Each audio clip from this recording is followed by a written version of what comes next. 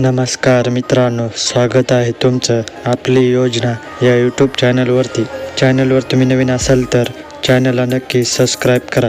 तर मित्रांनो, कॅबिनेट बैठकीत पीक विम्यासंदर्भात मोठा निर्णय घेण्यात आलेला आहे. तर काय आहे तो निर्णय, त्यासाठी व्हिडिओला नक्की शेवटपर्यंत बघा. जर तुम्ही चॅनलवर नवीन असाल तर व्हिडिओला लाईक करा आणि चॅनलला सबस्क्राईब करा.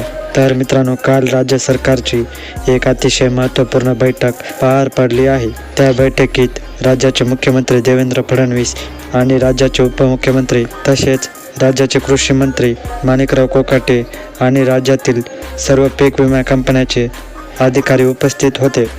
तर मित्रांनो, खरीप 2024मध्ये झालेल्या अतिवृष्टीमुळे शेतकऱ्यांच्या पिकांचे अतिशय मोठ्या प्रमाणात नुकसान झालेले होते.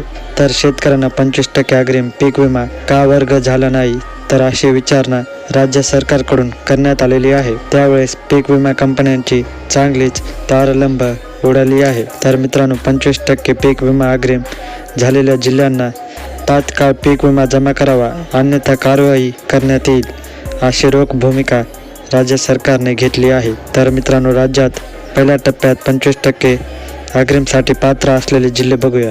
तर मित्रांनो, पहिल्याच टप्प्यात यवतमाळ, रायगड, नाशिक, अहिल्यानगर, पुणे, गडचिरोली, हिंगोली, परभणी, धाराशिव, कोल्हापूर या जिल्ह्यांना पहिल्याच टप्प्यामध्ये 25% अग्रिम दिला जाईल, अशी माहिती आता पीक विमा कंपन्यांकडून देण्यात आलेली आहे.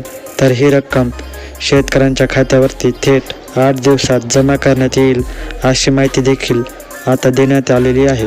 तर मित्रांनो, लवकर आपल्या खात्याची KYC कंप्लीट करून ठेवा, अशी महत्त्वाची सूचना देखील राज्याचे कृषी मंत्री माणिकराव कोकाटे यांनी स्पष्टपणे राज्यातील शेतकऱ्यांना दिलेली आहे. तर मित्रांनो, व्हिडिओ आवडल्यास व्हिडिओला लाईक करा, कमेंट करा आणि चॅनलला सबस्क्राईब करा. पुन्हा भेटूया अशाच एका व्हिडिओमध्ये.